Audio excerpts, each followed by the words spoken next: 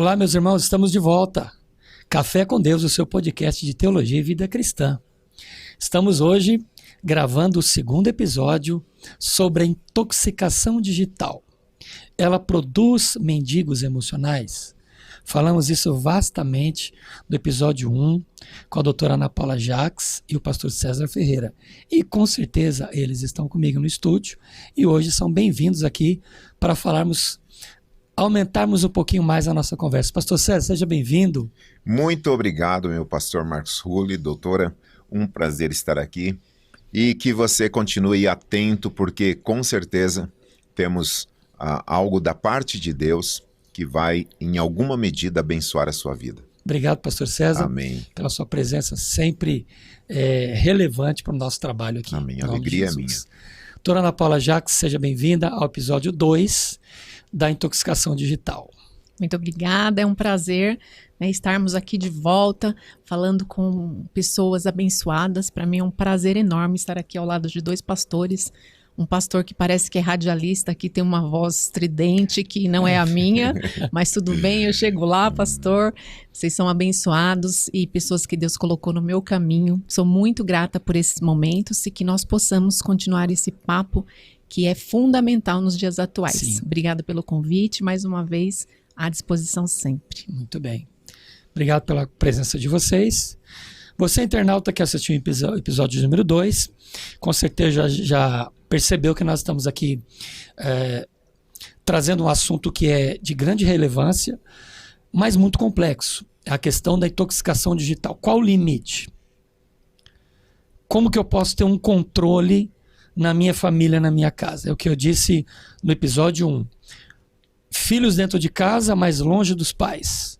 Então nós estamos vivendo um tempo de intoxicação digital e nós acendemos uma luz de alerta, uma luz amarela, para que os pais eles possam olhar sob a responsabilidade bíblica de gerenciarem e ensinarem os seus filhos no caminho do Senhor. Isso não quer dizer que é só ensinar a Bíblia, não. É ensinar a vida para os nossos filhos. Então nós estamos vivendo um tempo em que nós estamos observando o mau gerenciamento dessa questão digital, produzindo assim uma dependência emocional muito grande de filhos e até quem tem netos nessa questão. Então nós acabamos ou estamos sendo mais influenciados do que influenciando. Então nós estamos aqui para dar um norte, para dar um caminho que pode levar à cura, à melhoria das relações dentro do lar. Pastor César é pastor com muitos anos de experiência. Nós na lida pastoral, dentro da igreja, nós vivenciamos e visualizamos esse tipo de problema, né, pastor César, que está acontecendo e a gente sempre está dando conselhos no púlpito para os nossos membros, assim? Assim, tanto no púlpito quanto na sala pastoral, Sim. É recorrente esse tipo de situação. Eu tenho um caso que eu não acompanho diretamente, mas bem próximo, doutora, de uma pessoa que vive dentro do quarto, dia e noite, e a mãe alimenta essa pessoa. Leva o café, leva o almoço, as refeições. Não sai de lá. Não sai. Assim, é triste porque já apareceram algumas comorbidades em razão do sedentarismo, enfim.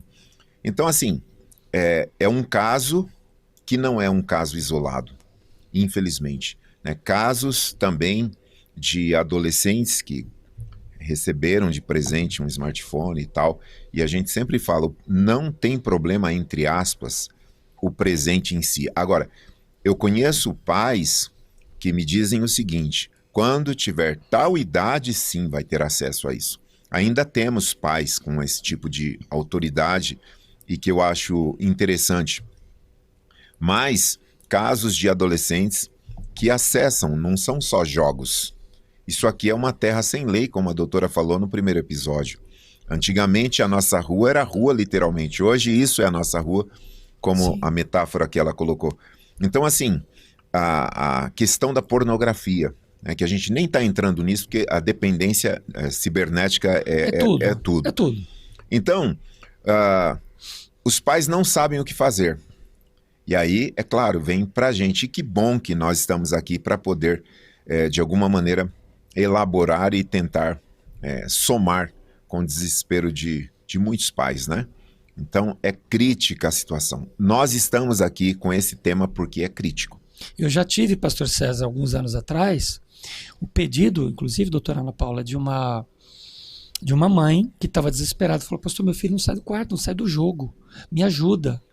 E o menino, ele estava na igreja, e depois de um certo tempo que ela me pediu, eu fui até ele e tentei ajudá-lo. Graças a Deus ele conseguiu ressignificar, que é a palavra, né? Sim. Ele conseguiu sair daquela dependência, e ele estava muito envolvido. Ele era solteiro ainda e ele estava muito envolvido e tal.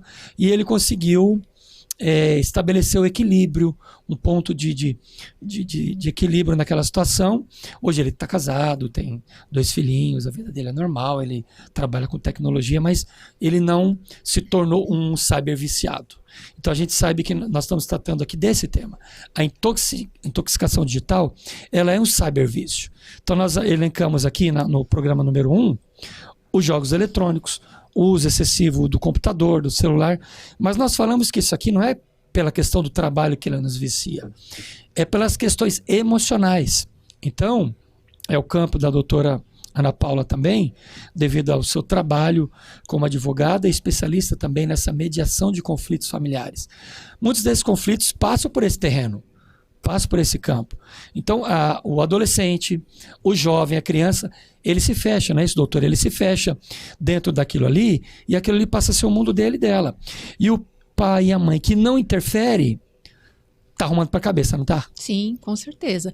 E eles dizem pra mim, né, os adolescentes, quando a gente faz palestra, eles dizem assim: ninguém me ouve. Ninguém me ouve. Ninguém conversa comigo. Olha. Outro dia eu fiz uma palestra e falei: vocês não estão cansados, agora vocês vão sair daqui, a mãe já fez um almoço. Falou: que almoço? É iFood.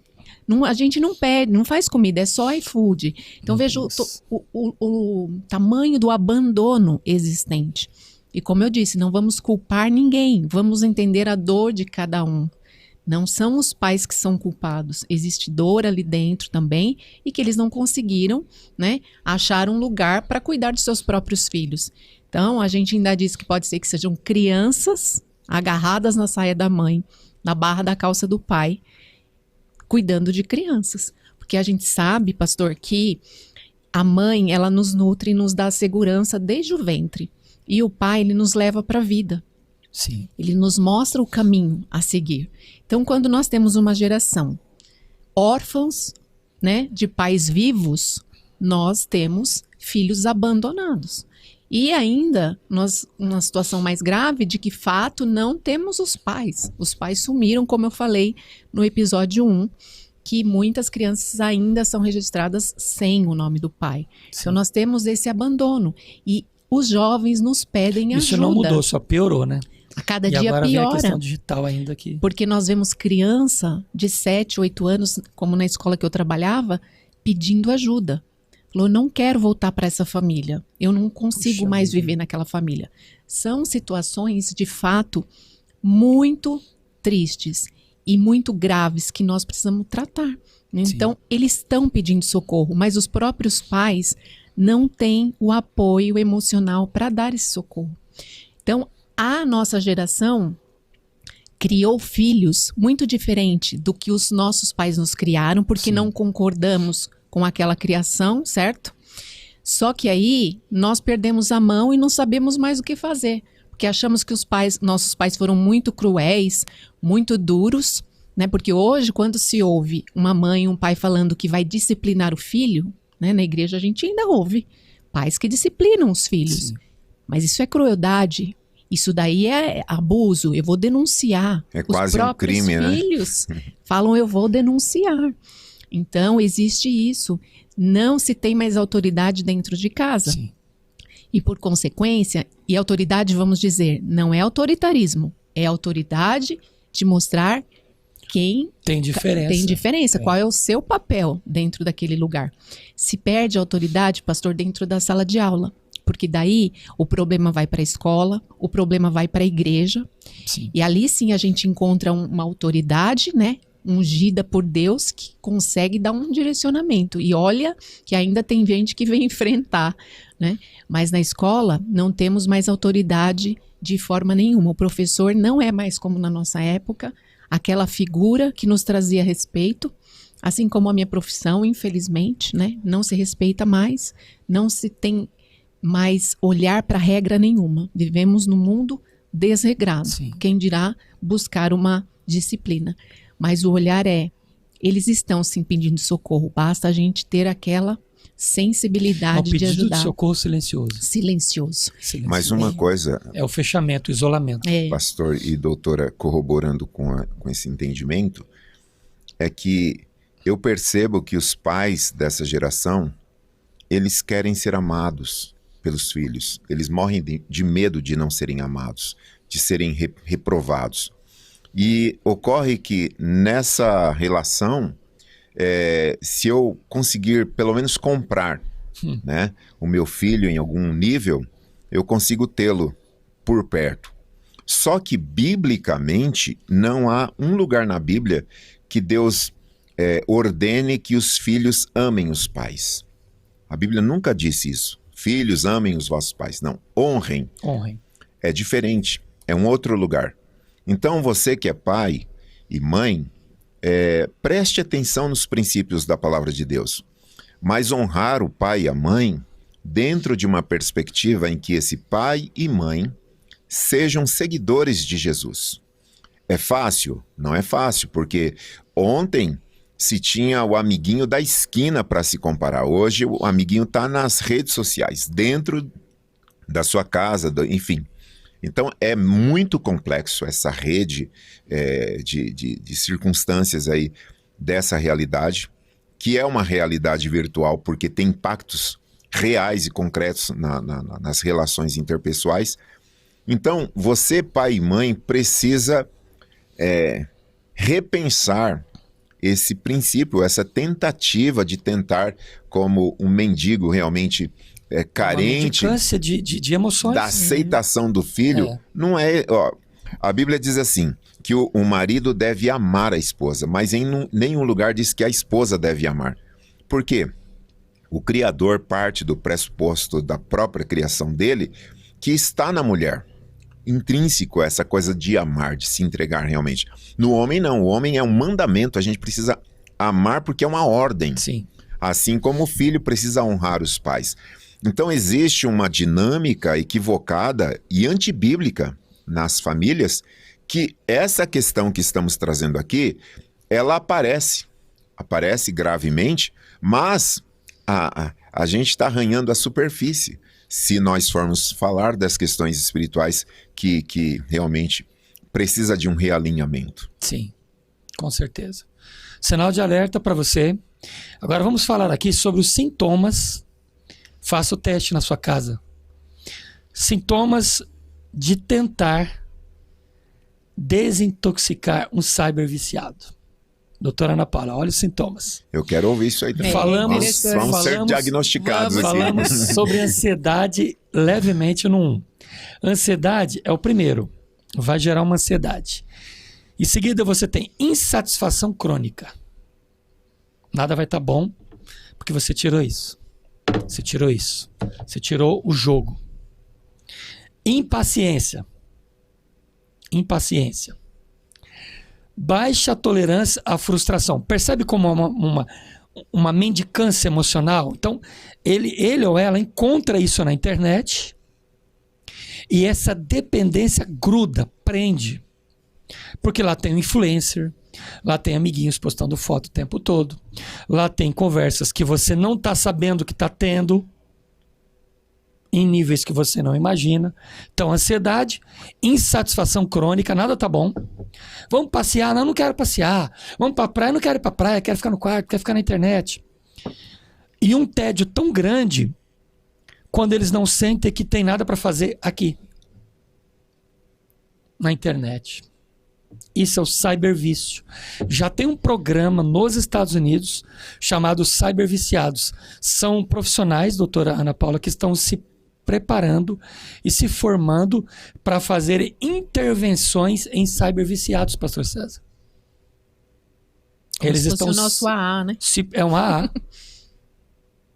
É o AA. É. Então, eles estão se programando, eles já trabalham e a família se reúne, procura esta agência e esta agência vai tentar falar, dialogar junto com a família, com essa pessoa para tirar do cybervício.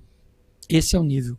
Então, olha os sintomas para tirar ou para começar a desintoxicar. Vejam vocês que é como uma droga. É um vício que o pai e a mãe não percebem, pastor César, doutora Ana Paula. Eles não percebem que o filho, a filha está viciada, porque afinal eles estão lá no quarto, mas está lá no quarto, está bem, não está na rua, não está na violência, não tem perigo de ser assaltado, mas a alma deles está sendo assaltada. Sim. A mente, as emoções estão sendo assaltados dentro de casa. Esse é o perigo. Quer comentar, doutora? Exato. E quando a gente enxerga que os próprios pais estão sofrendo esse tipo de dor, né? Tem feridas emocionais que eu falo, né? De humilhação, de Sim. abandono, de rejeição, e que não conseguiram curar. Essa criança, esse adolescente que está na rede social, que está ali dentro daquela tela, ele nem sabe o que é isso. Então ele já está imerso em tantas outras coisas que aquilo só leva ele cada dia mais pro abismo. Então, os pais que negligenciam o olhar para o filho, porque falar, tá lá, eu sempre dou uma olhadinha. Ele não sabe, porque é nas entrelinhas, nos espaços, né, nos intervalos é que a coisa acontece. E daí mencionar, pastor, que o abandono, ele é como a multa, sabe? Abandono de corpo presente. O abandono de corpo presente. O abandono ele só vai ser sentido por nós, adultos da relação, quando doer no bolso. Sim. Quando de fato tiver uma indenização, um agravamento por conta de alguma decisão judicial. Porque no dia que, por uma negligência ou um abandono digital, um adolescente morre, uma criança morre porque ela foi negligenciada, os pais vão responder por isso, porque apesar de as nossas leis, a gente diz que tem lei que pega e lei que não pega, né? Elas normalmente demora para se cumprir e para serem aplicadas, elas vão ser aplicadas, só que tem efeito uma lei que vai punir um pai que perdeu um filho por negligência, porque esse pai depois é como um pai que mata o próprio filho por acidente, ele já vai ser punido por isso. Ele não se deu conta, mas ele estava mergulhado, imerso numa dor que ele não deu conta de tratar dele e não deu conta de tratar do filho. Então o olhar é esse, o cuidado é esse, os sinais eles existem sim. A gente não se dá conta. Deixar um filho, que seja uma, duas, a gente vai falar aqui, cada episódio em torno de 1 hora. Falamos tanto, né, pastor? Tanto nós falamos. E tem muito para se falar. Você imagina ficar 9 horas. Como 9 horas e 29 minutos é a e média Brasil de internet. Isso de internet. Só perdendo para Filipinas, mais de 10 horas. E tem o os menor jogos, país em termos de uso de horas. E os jogos é o Japão. agressivos, e que vem trazer não só agressividade física, como agressividade verbal. Sim. Então nós temos dentro das nossas casas, e a gente que tem vizinho sabe, eu moro em casa, a gente ouve o quê? Gritos. Ninguém se comunica mais, ninguém se dialoga mais. Nós ouvimos gritos. Não sei o quê, não sei o quê. Aí o pai grita, a mãe grita, o filho vai gritar. Porque ele aprendeu a gritar. E aí ele vai achar que só vai conseguir as coisas no grito. E aí uma coisa puxa a outra. Sim. É um ciclo vicioso, né, pastor? Bom, vamos falar aqui um pouquinho mais. A intoxicação digital e o cybervício, eles fazem o quê? É o prisioneiro na sua própria consciência, na sua própria mente. Então todo esse excesso, estamos falando de excesso, não estamos falando do normal. Tudo que você exagera é perigoso. Você tem por exemplo, o carro tem você vai fazer um trajeto na cidade. Tem um limite de velocidade. Por exemplo, nas marginais de São Paulo, Tietê, Pinheiros, é 60 km por hora alguns trechos, outros 70, outros 80. Então você vai andar naquela via, dentro daquele trecho, dentro daquela velocidade. Se você andar dentro da velocidade, vai ser multado, pastor César? Não. Mas se você andar fora da velocidade, você vai ser multado. Então, nós estamos falando de excesso, gente. O pastor, a doutora, os pastores estão falando que não pode ter tecnologia. Pode sim. Eu estou com ela aqui na minha mão. Não é tecnologia, tanto, né, tá aqui. pastor, que nós temos hoje os nossos aplicativos de banco, e-mail. Tudo. É um trabalho. Tudo. Não é sobre Normal. isso. Não é sobre Estamos o falando trabalho. de excesso. É isso. Então você tem que verificar os excessos do teu filho como criança, como pré-adolescente, como adolescente, como jovem. O adulto já sabe se cuidar, mas há nos Estados Unidos o programa de cyberviciados, ele só é aplicado em adultos. Porque o programa é quando a família pede ajuda e precisa de intervenção. Já no caso de ser criança e adolescente, a família consegue resolver. Então, eles trabalham basicamente com adultos. Então, todo excesso virtual, digital, tecnológico é violência contra a saúde emocional e mental. Nós estamos falando aqui de mendigos emocionais.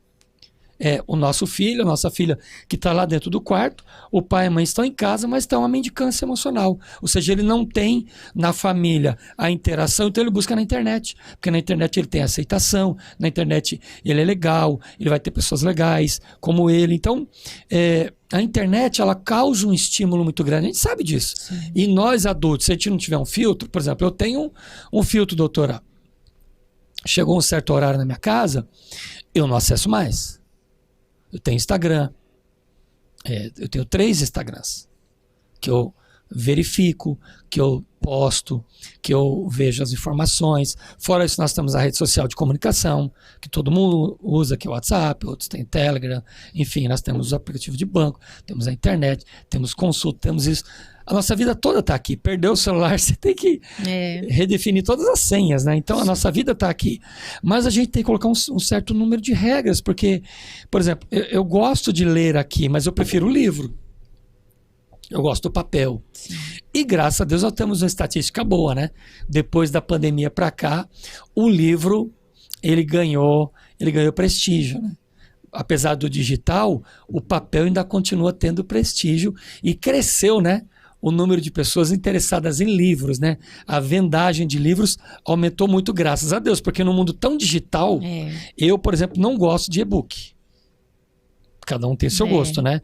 Eu leio o e-book se for pequeno, mas para livros grandes, eu prefiro o papel. Eu gosto de ter contato com o papel. Mas isso sou eu, né? Sim. Mas a gente vê, e foi feita uma pesquisa recente, eu não tenho números aqui, não é da nossa temática de hoje, mas só para a gente saber que o mundo não vai acabar no digital, não.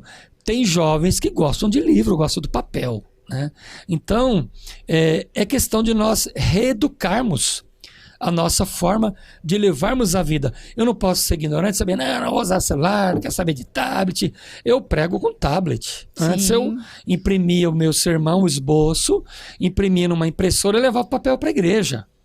Já faz mais de 8 anos que eu uso o tablet para pregar, não gasto papel. Questão até ecológica, inteligente, né? Então eu tenho no tablet. Então a gente precisa se modernizar, precisa se tecnologizar, né? Mas a gente precisa ter controle. Então, os estímulos que a internet, porque isso aqui vicia, doutora, vicia. Aí você faz uma postagem lá que tem, puxa, que legal, 150 pessoas, 50 pessoas, sei lá, 10 pessoas viram o meu post, que legal. Aí você vai ver uma pessoa famosa, tem 30 mil, 1 milhão, aí você fala, meu, é surreal. Que mundo é esse? Eu sou mignon. Pô, não sou nada. E a gente é perigoso isso aí, pastor César. Parece que vem um negócio assim, um sentimento, falou, puxa, mas como que eu faço para ser assim, né?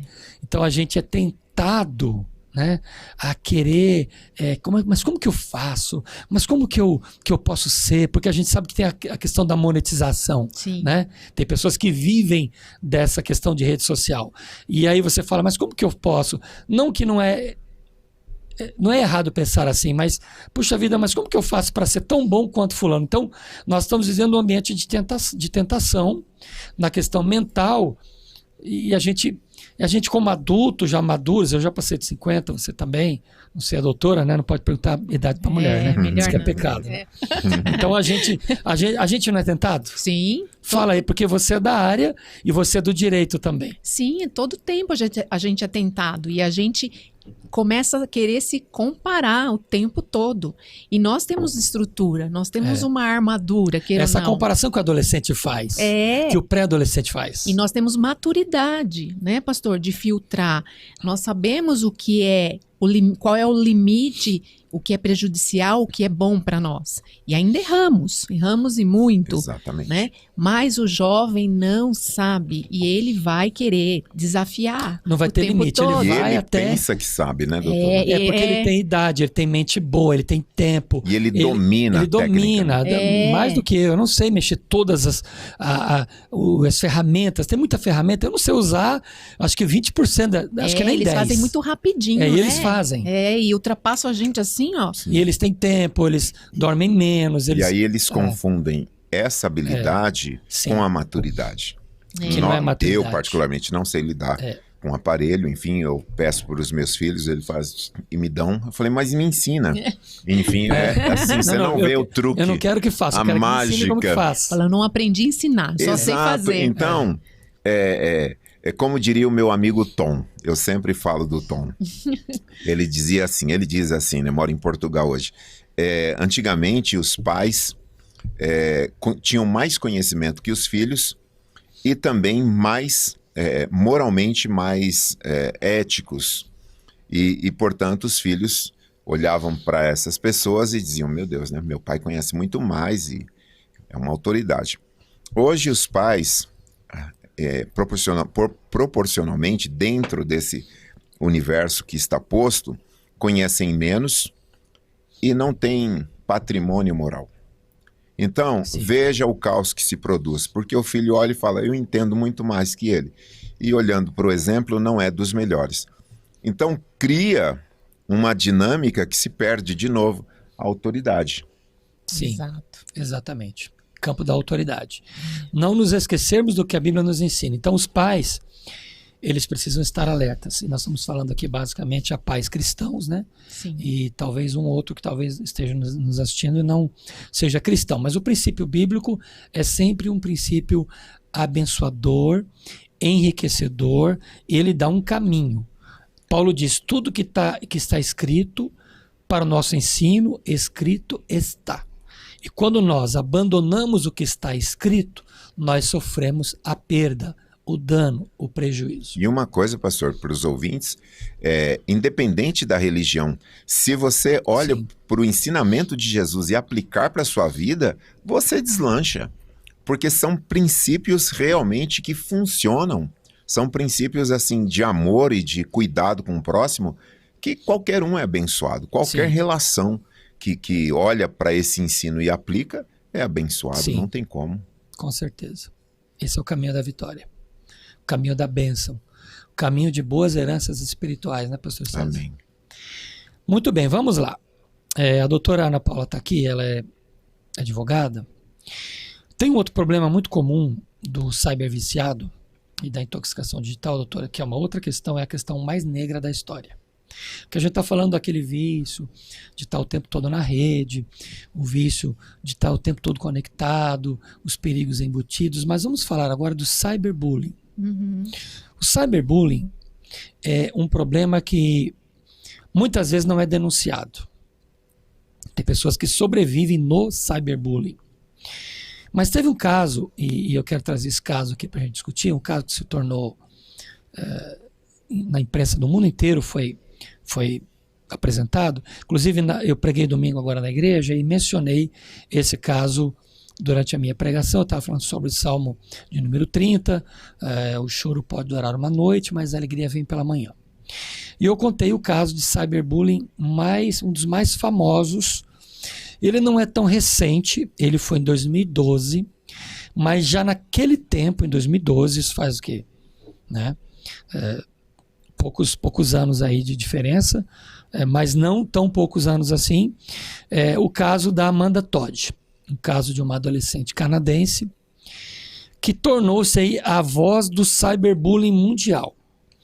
Entre os seus 12 e os 15 anos, lá pelos 12 anos, quase 13, ela foi atraída por uma pessoa, com certeza, muito mal intencionada na internet, foi aliciada digitalmente a fornecer fotos dos seus seios, parte de cima, para um homem na internet. E ela fez as fotos, né?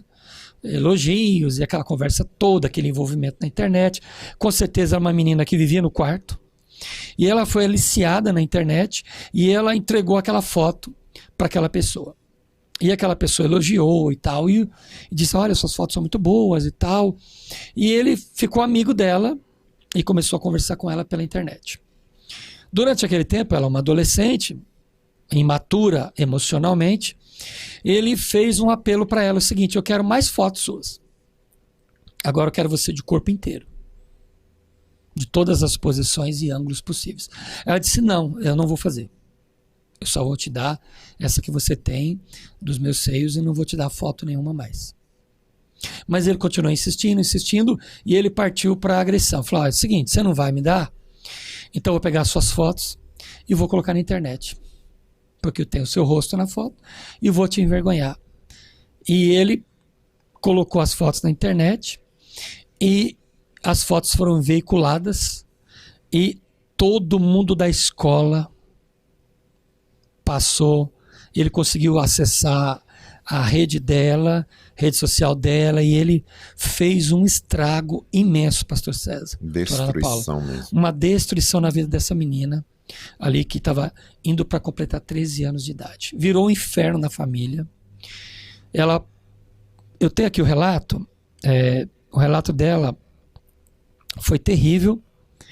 Desde os corredores da escola até as redes sociais, ela virou chacota no seu círculo de amizades. Agora imagina os prejuízos para ela, que ainda estava formando as suas emoções, e o perigo e a vergonha para a família.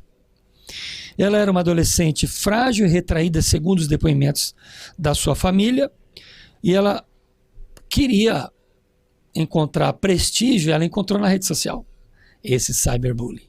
Mas olha o resultado negativo que ela não esperava. Então, esse episódio fez com que ela se isolasse mais ainda, e ela, depois que ela foi envergonhada, ela não foi mais para a escola. Ficou só dentro de casa, e ela não saía mais com os pais, não ia nem para o supermercado. Então, a Amanda Todd virou o retrato de uma adolescente depressiva. Ela então passou a sofrer isso daí, afastou-se dos amigos, não saía mais de casa e não conseguiu se livrar mais das mensagens de texto que vinham no seu celular, das pessoas que ligavam para chamar ela de todos os nomes possíveis e dos olhares dos familiares, da grande família dela, e quando de vez em nunca ela saía, todo mundo na cidade, essa é a Amanda Todd, que viralizou. Isso em 2012, né? A família transferiu ela de escola, mas a zombaria continuou. Por 3 anos, doutora Ana Paula, a vida de Amanda Todd virou um inferno, pastor César. Virou um inferno. Foi perseguida, xingada e acabou se afundando em drogas e bebida. Tentou se matar, cortando os pulsos dentro do seu quarto, ficou escondida e bebeu água sanitária.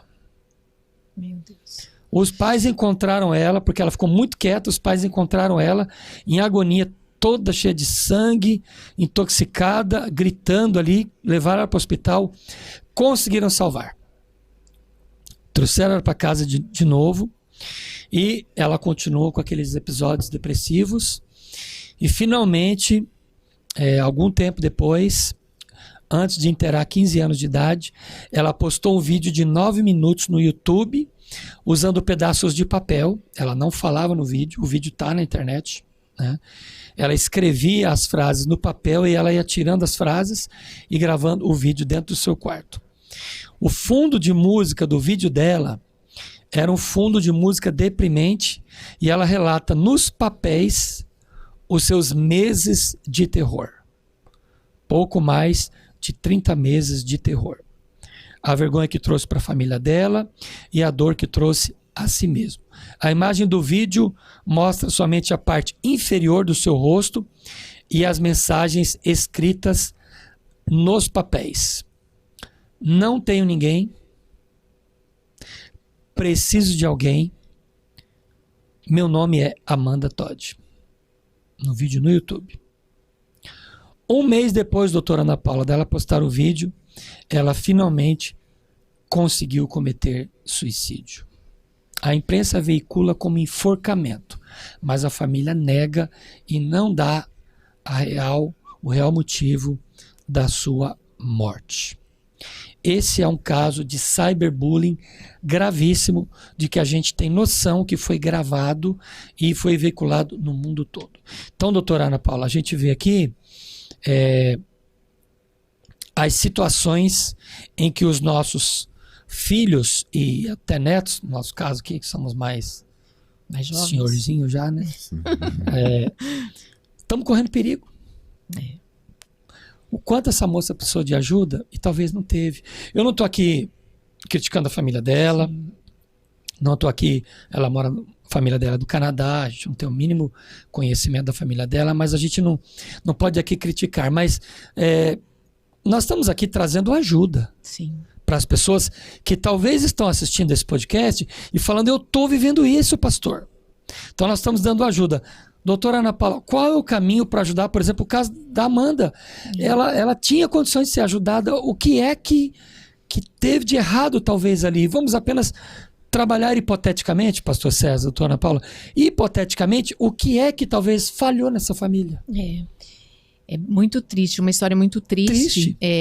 E eu vou, se o senhor me permite, dirigir aí aos internautas, né, aos nossos ouvintes, porque para mim sempre vai ser, qualquer assunto que a gente for falar de dor, de ansiedade, nós vamos estar nos dirigindo a casos de abandono.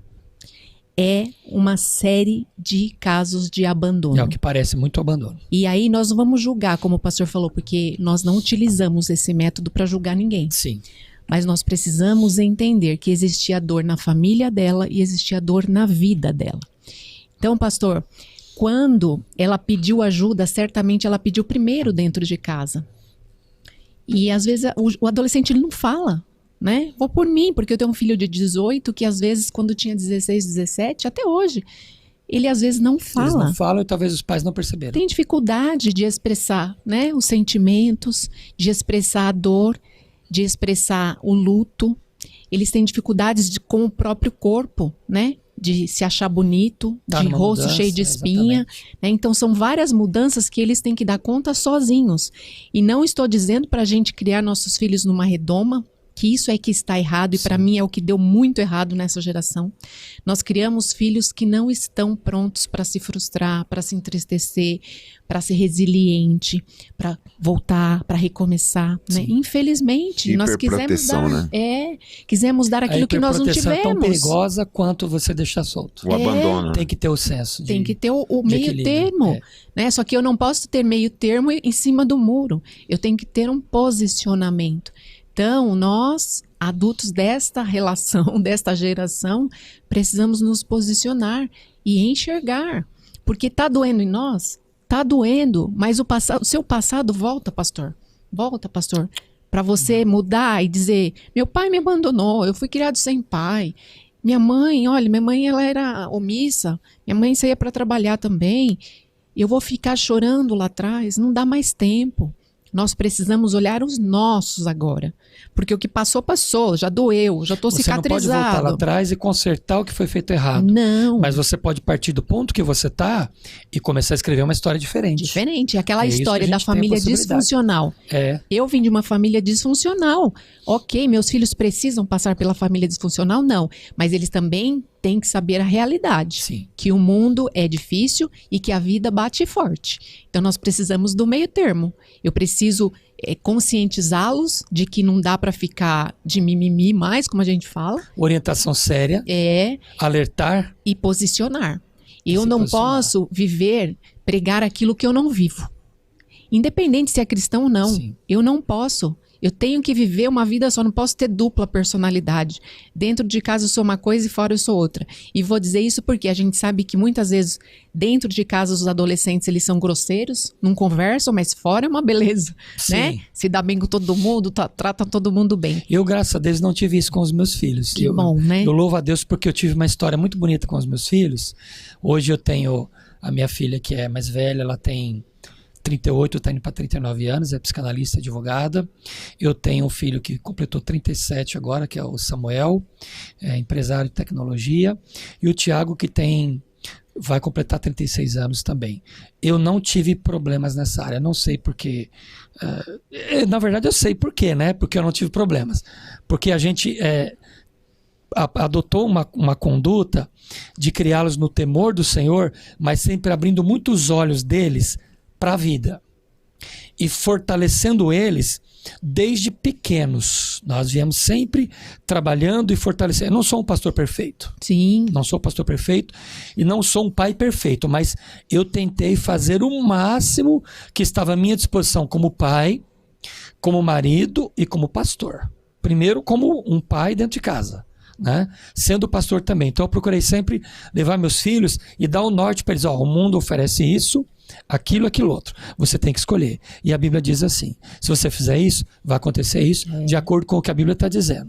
E se você fizer aquilo, vai acontecer isso de acordo com o que a Bíblia está dizendo. Então eu projetei para eles um futuro. E eu louvo a Deus porque eu não sei e não vivenciei essa crise que você acabou de falar que muitos vivenciam hoje. Então, nesse caso, como o da Amanda, infelizmente, tem aí uma série de pessoas para olhar, né? E abandono os pais porque foram abandonados, talvez, a gente não sabe e nós não vamos julgar. Mas o olhar, ele poderia ter existido, infelizmente não houve. Mas o caso dela é emblemático, mas nós temos aqui. Infelizmente, eu fui diretora aí eu trabalhava numa fundação municipal. E eu era coordenadora jurídica, em dado momento eu fui diretora-geral de educação infantil. Sim. E para vivenciar tudo isso, eu queria entender as famílias, essa dinâmica familiar, eu fui. E a gente vê bebê, eu vi de perto, pastor, é muito triste, bebê de menos de 1 ano sendo abusado sexualmente. São coisas terríveis. E estávamos comentando lá fora com o pastor César, o amor de muitos já esfriou e que essa profecia não se cumpra na nossa vida. Sim. Nós temos ainda a possibilidade de que se eu sou sensível a isso, eu não tive, a vida foi cruel comigo, as pessoas foram cruéis, me abandonaram, me traíram, me humilharam, eu não preciso passar isso, né, à frente. E que a gente pode ser essa rede de apoio para evitar esse tipo de coisa, porque como eu falei, trabalhando na escola a gente vê de tudo. A gente vê até incesto hoje que você acha que está erradicado, como diz no caso de vacina. É comum, irmãos, se apaixonarem, onde já se viu, né? Numa atualidade, você dizer, as coisas estão tão abertas, a agenda deste mundo está ensinando os nossos filhos, os nossos jovens como viver, porque não tem aprendido dentro de casa. Exatamente. Então, independente de religião, eu sempre digo, você tenha um encontro com Jesus, um encontro com Deus, como o pastor falou, a Bíblia, leia Provérbios. Provérbios te ensina sabedoria.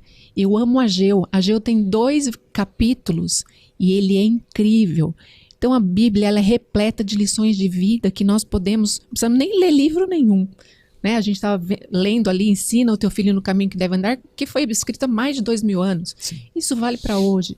Então que a gente tenha esse olhar sensível para os nossos jovens e principalmente para as nossas dores de adultos. Entender que foi difícil, que talvez você tenha sido abusado, que talvez você tenha sido aviltado, preterido a vida inteira, mas que já foi, que hoje você pode se curar e pode fazer a sua família uma família funcional, abençoada, amada, porque Cristo nos chama todos os dias para isso, né?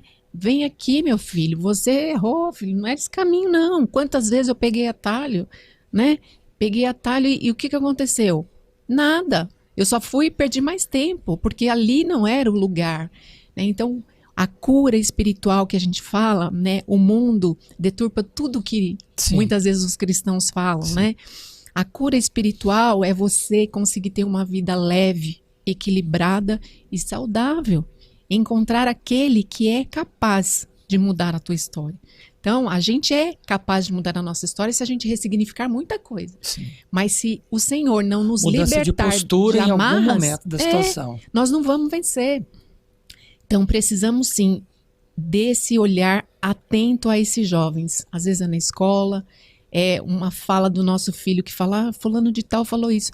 É um pedido de socorro. Você está vendo. Você vai lá bater na porta dele? Não. Você pode ficar atento. Seu filho pode ir lá. Eles pedem ajuda. Infelizmente, às vezes não dá tempo, né? Mas eu acho que a gente tem essa obrigação e a gente vai vencer, viu, pastor? Que essa profecia, né, pastor César, Amém. não se cumpra em nós, né, pastor? De o amor não esfriar entre nós, entre os nossos. Que a gente tem uma visão, né? Muita gente às vezes não tem essa nossa visão e nós temos problemas, mas vou falar por mim. Eu falo que eu nunca tô triste, nunca tô brava. Eu tô sempre na graça, eu tô sempre em paz.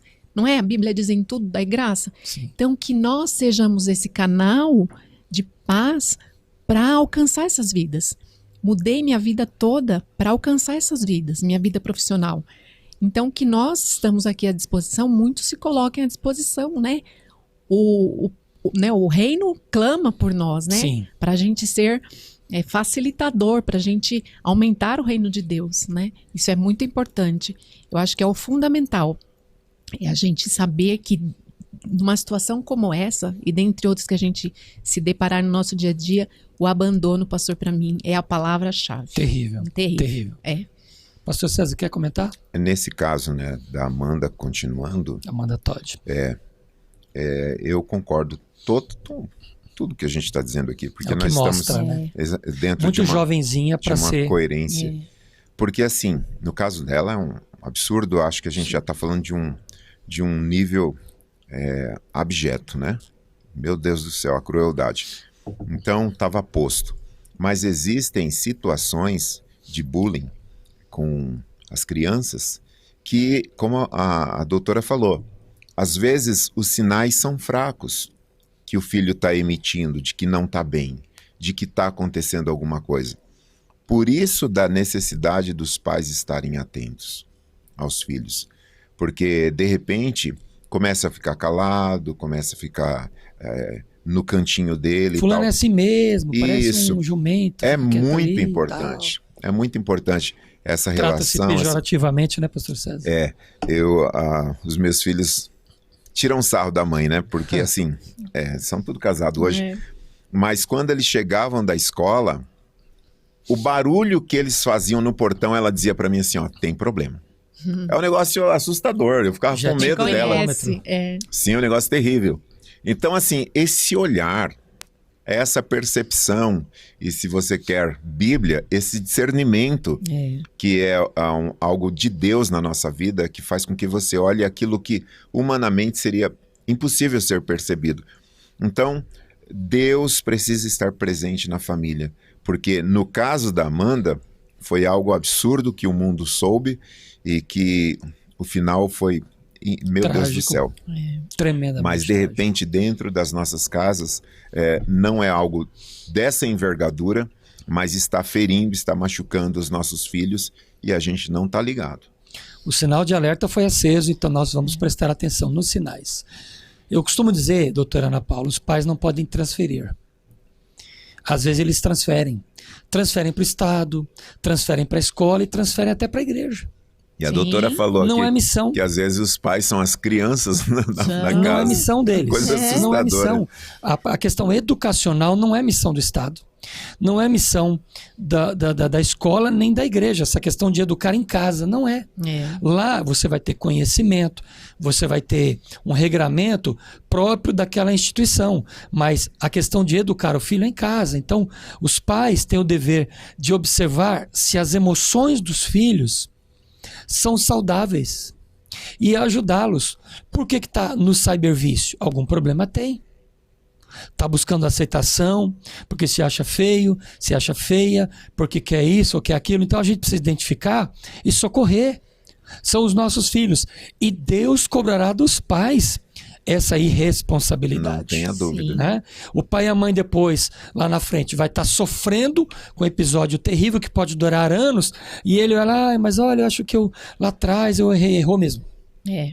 Você deve ter contado bastante isso, doutora Ana Paula. Porque a Bíblia ela é geracional, né? Exatamente. Toda vez que você vai começar a ler um livro, ele vai falar fulano de tal, filho de fulano de tal, neto de fulano de tal, não é? Sim. Ele é geracional. Então nós vamos olhar para quem? Para os nossos descendentes e os nossos ascendentes. Isso aí é uma regra. o que aconteceu lá atrás pode continuar acontecendo na minha vida. E eu vou ali caminhar com aquela mochila, eu falo assim, né, nos meus atendimentos. Você tá carregando mochila de quem aí? O que tem aí dentro desse sofrimento? É verdade. É da sua avó, do seu avô, sua mãe que não foi feliz. Não dá mais. Tira o peso. Vamos tirando. A gente tira lá as faixas. Ó, isso aqui é a minha mãe que se separou, nunca foi feliz na vida. Isso aqui é meu pai que bebia. Isso aqui. A gente tira, né? E aí vai ficando tão leve que às vezes só fica a mochila, porque a pessoa não conseguiu identificar o que é dela, né? Mas se a gente, pastor, for olhar no âmbito do direito, a questão do cyberbullying, por isso que eu fujo do direito nesse sentido, nesse aspecto, porque ele é sim, sim, não, não. Lei é literal, Sim, é a letra da lei. É fria, né? É fria. Acabou, ok. Tem punição? Tem. A internet é terra de ninguém? Não. São punidos sim. Tem IP de computador, tem rastreamento de celular. Tudo que acontece dá para descobrir, dá. Basta o delegado fazer um BO, pedir imagens, procurar. Mas acho que muita gente não vai atrás. Não vai. Primeiro porque se for num caso desse, além da vergonha que a menina já passou, vai continuar sendo exposto, certo? Sim. Mas só Tanto que o vídeo tá no YouTube até hoje. E aí, às vezes, a pessoa quer tanto prejudicar a outra que ela acaba se prejudicando também. Porque também, né, uma coisa às vezes acontece dentro da família que a pessoa falou, opa, se eu fizer ali, pode ser que aconteça aqui comigo. Então, ela evita. Então, eu dei um treinamento uma vez para as crianças lá, falamos de cyberbullying, que não podia usar o logo da instituição, porque era crime e tudo mais. A gente vai falando do que é possível acontecer. Quem que vai responder? Seus pais, se são menores. A gente ensina, a gente fala. Só que, veja, se lá na frente acontece uma tragédia dessa, valeu a pena aplicar a lei? Já foi. Então, eu vou punir um pai que, né, atropelou uma criança e matou seu próprio filho, ele já foi punido. A punição é justa, mas o quanto poderia ter sido evitado lá, né? Atrás. E o aspecto emocional, né, ele vai ser muito, o prejuízo emocional muito maior. E aí tem que fazer todo um trabalho para ajudar a pessoa. Exato. Então, se a gente pode falar, prevenir, esse é o caminho, esse é o remédio. Muito bem. Estamos delineando já passos de cura, caminhos de propósitos que os pais devem tomar.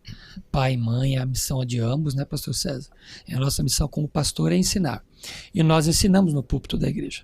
Nós traçamos os objetivos que a palavra de Deus tem. Mas tem hora, pastor César, que parece que as pessoas entram por aqui e saem por aqui. Sim. E aí quando tem um problema de afastamento da criança não, do adolescente e do jovem da igreja, a culpa é da igreja. Você já viu esse tipo de comentário? Sim. A culpa é da igreja, não é do pai e da mãe. Então nós temos que traçar aqui caminhos de esperança. Então, ter propósito é o trabalho que você faz no Ressignificar, né? Ter propósito, compromisso com a palavra de Deus, andar em verdade e conversar sempre. Ah, mas eu não quero conversar esse assunto agora, porque ele não gosta, ela não gosta, está muito cedo. Eu acho que não existe nada cedo. Quando você começa a ensinar da forma correta. Por exemplo, você não ensina sexualidade para o seu filho no momento oportuno, que ele já começa a descobrir, você tem que ensinar a verdade. Você não vai descobrir errado. Vai descobrir na escola. Vai descobrir na internet. E é perigoso.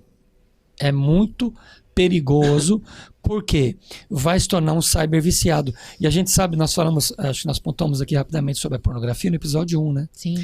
A pornografia, hoje ela é muito acessível, pastor César. Antigamente, anos atrás, se a pessoa queria pornografia, ela precisava fazer o quê? Ela precisava, antes da internet, ela precisava pegar uma fita, alugar uma fita, para ter acesso à pornografia, ou comprar uma revista. Era assim, né? Fita e revista. Que tinha censura de idade, né? E filmes, que eram em cinemas. Né? A pornografia era assim. Hoje, onde está a pornografia? Tá aí, dentro. Tá aqui dentro. Tá na rua. Tá em qualquer lugar. E você leva ela para qualquer lugar com você. Sim. Então, os nossos jovens têm acesso. Os nossos filhos têm acesso. Então, é preciso ensinar. É preciso dar uma orientação que busca mostrar a palavra de Deus para a vida dos nossos filhos e dizer, ó, você sabe, se você entrar por esse caminho aqui, é caminho sem volta. É o caminho do vício. O vício na pornografia, o cybervício, porque a gente fala, mas o vício na droga, o vício na bebida. O cybervício é tão prejudicial quanto. Sim. Porque é o vício lícito, né? Porque está dentro de casa, é o vício lícito. Exato. Então vamos concluindo aqui já, porque o tempo está passando, né? E já temos aí 7 minutos para encerrar. Pastor César, vamos partir para as considerações finais. Conselhos que você dá para os nossos internautas nessa área do cybervício, da intoxicação digital. O que eu posso dizer é assim, o senhor falou até, o ponto que eu tocaria, é a questão do diálogo. Sim. É preciso conversar, gente. Tem que conversar. Então, sente com seus filhos. A gente não está falando aqui, quando a gente fala, né? Eu achei interessante essa fala da doutora, dos pais que são crianças. E eu tô rindo porque é triste isso, é trágico. Porque realmente a doutora conceituou algo que eu percebo, mas eu não teria pensado assim. Sim. E realmente é triste isso. Parece bonito, né? Que relação legal, mas não é não. Porque são papéis que a Bíblia não define assim. Então, o ponto que eu deixaria é o diálogo. Converse. Por quê? Porque nós tivemos algumas experiências com os pais que, meu pastor, descobriram da pior maneira possível o filho que ele achou que não tinha em casa, nas redes sociais. O filho, um amor, um anjo, um santo, quando descobriu essas contas com nomes diferentes, é todo um esquema que eles dominam, os pais não reconheciam os filhos naquilo de tão chocados que estavam, né, com as suas crianças. Então, os filhos, eles dominam a arte da tecnologia, eles nascem nisso, é a praia deles, eles dominam realmente. E o que fazer? Conversar. É necessário conversar, é necessário trazer luz, o diálogo, para que você não crie uma resistência e um distanciamento, e ao mesmo tempo ganhe a confiança para que esse adolescente, essa criança, abra diálogo com você. Conversar é muito importante. Você me alertou sobre algo importante, que eu até nem havia anotado aqui para trazer, mas eu vou aqui citar. Como psicanalista clínico e também sou especialista em sexualidade, eu identifiquei há um tempo atrás, em um dos casos que eu atendi, uma mãe que dizia que ela descobriu que o filho, isso trouxe um prejuízo emocional muito grande para ela.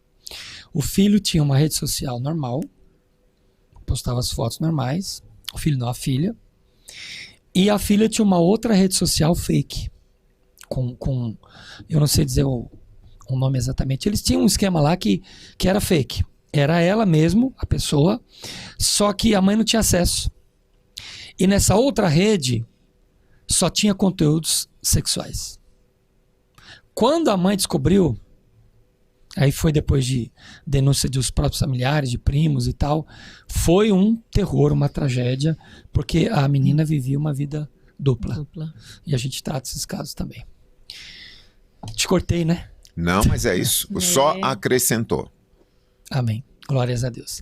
Gente, nós estamos trazendo informação aqui que é fantástica. Eu acho que dá até uma intoxicação digital 3. Acho que dá, viu? Se nós formos segmentar o problema, né? Vamos segmentar, fatiar esse aqui, esse aqui. 3. Não tem a gente fim. traz a doutora Ana Paula para a gente falar mais um pouquinho. Quem sabe no 3. Tem assunto. Doutora Ana Paula, considerações finais.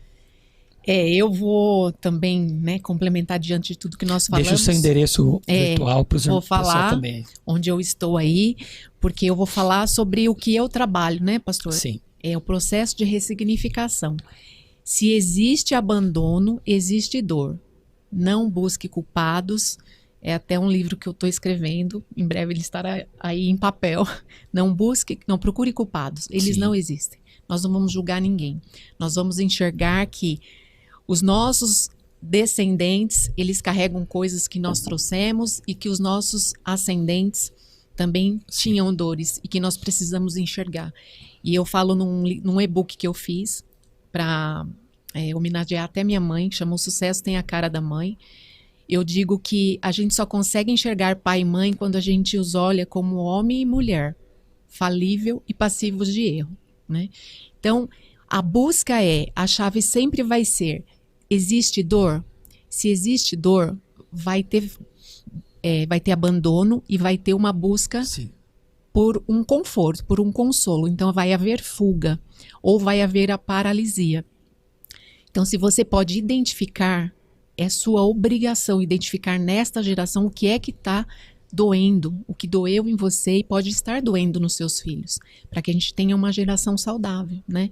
Não dá mais para negligenciarmos ou para fecharmos os olhos de que algo está muito errado, né? Precisamos sim entender que precisamos fazer algo, precisamos de mudança. Sim, mudança. Nós não a pastora Gi falou uma coisa incrível, nós não podemos mais perder tempo. Não dá para perder tempo. Sim. Dentro de casa, tudo vai começar dentro de casa. Vai começar com um olhar, sim, de todo o sistema familiar, de tudo o que aconteceu ali, das dores antigas, das dores atuais e que dores nossos filhos estão carregando, para que a gente consiga, de fato, trazer jovens saudáveis para essa geração, porque nós seremos os velhinhos depois um dia da situação e eles vão cuidar de nós.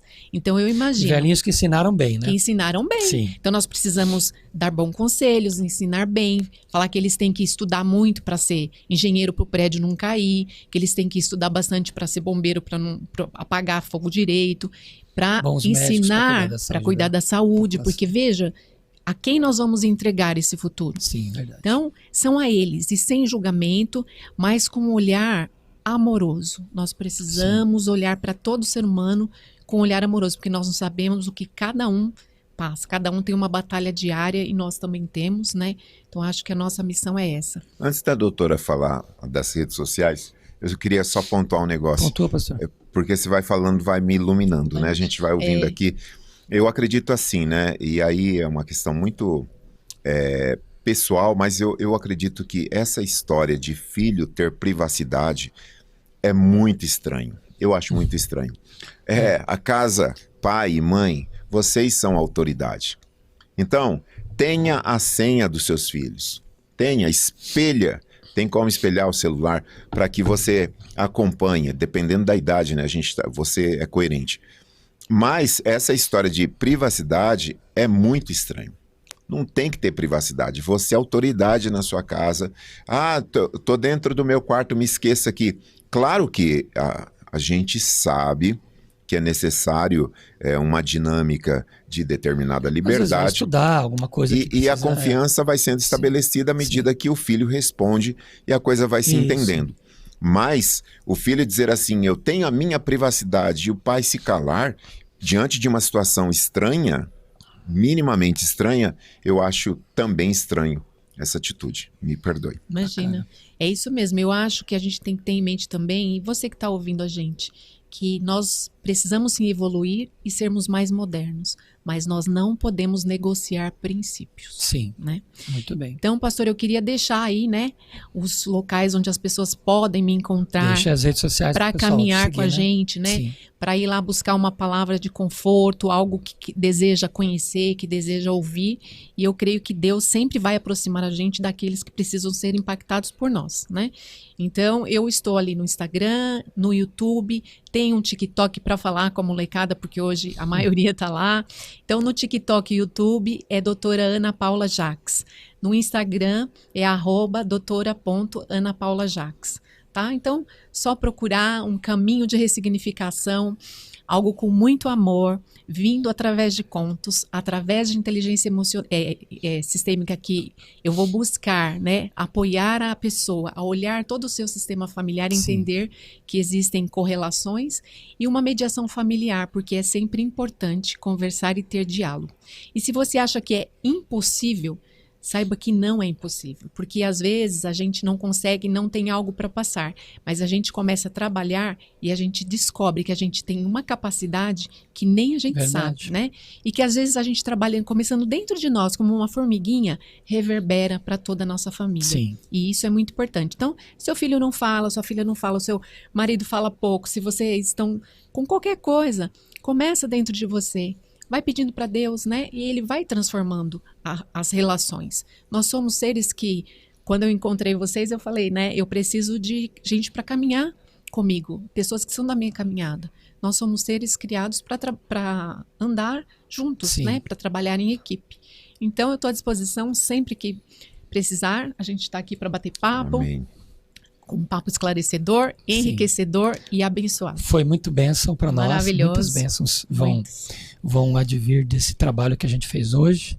Pastor César, muito obrigado. Gratidão é minha. Obrigado, doutora. Obrigada. Querido internauta, Deus te abençoe. Esperamos que com o 1 e o 2 você tenha aí um compêndio de muita informação de qualidade, né? Informação que é bênção para a tua vida. E aí no nosso canal no YouTube você tem todas as formas de acessar as informações e ter contato com os nossos convidados. Deus te abençoe e não se esqueça, Café com Deus é o meu, é o seu, é o nosso podcast de vida cristã e teologia. Deus te abençoe. Muito obrigado. Até o próximo.